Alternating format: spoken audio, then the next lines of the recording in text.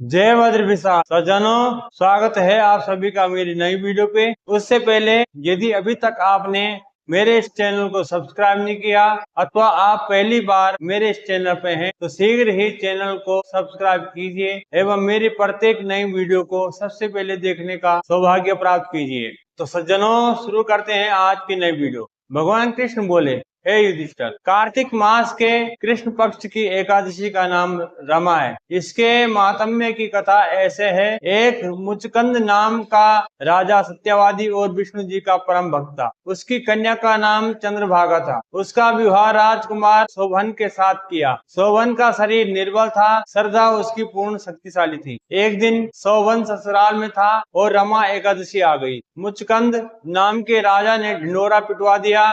आज सब प्रजा को उपवास करना होगा। हाथी, घोड़े, ऊंट इत्यादि पशुओं को भी अन्न मत देना। राजकुमार शोभन मुनादी सुनकर पत्नी के पास गया और कहने लगा, प्रिय, मैंने उपवास किया तो अवश्य मर जाऊंगा। अब कहो क्या करूं? पत्नी बोली, यदि उपवास की शक्ति नहीं है तो यहाँ से किसी दूर स्थान में चले जाइए। शोभन ने उत्तर दिया, यह बात निश्चित है कि मेरे शरीर में उपवास की शक्ति नहीं है, परंतु श्रद्धा पूर्ण रूप से मेरे मन में है। चाहे मेरा शरीर छूट जाए, व्रत को न तोड़ूंगा। अतः उसने रमा एकादशी का व्रत किया। भूखा प्यासा रहकर दिन को व्यतीत किया।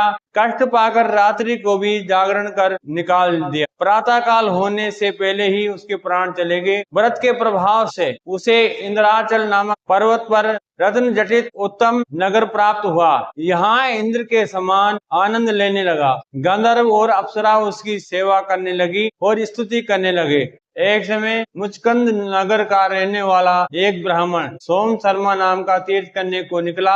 घूमता घूमता उसी नगर में पहुंचा जहाँ राजा मुचकंद का दामाद स्वर्ग भोग रहा था। उससे जाकर पूछा, किस प्रकार से यह उत्तम नगर प्राप्त हुआ?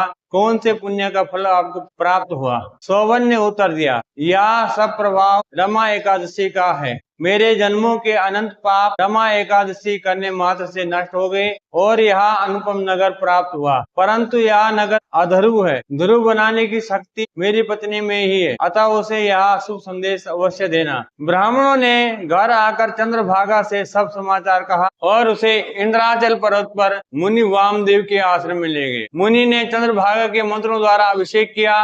वह दिव्य शरीर धारण कर पति के पास चली गई। पति को कहने लगी, मैं जन्म से एकादशी का व्रत करते आ रही हूँ। उसके प्रभाव से आपका अनुपम नगर ध्रुव लोक के समान अचल रहेगा। इस महात्म्य की कथा सुनने मात्र से भी विष्णु लोक को प्राप्त होते हैं। सज्जनों, यदि आपको ये कथा अच्छी लगी हो तो लाइक करना।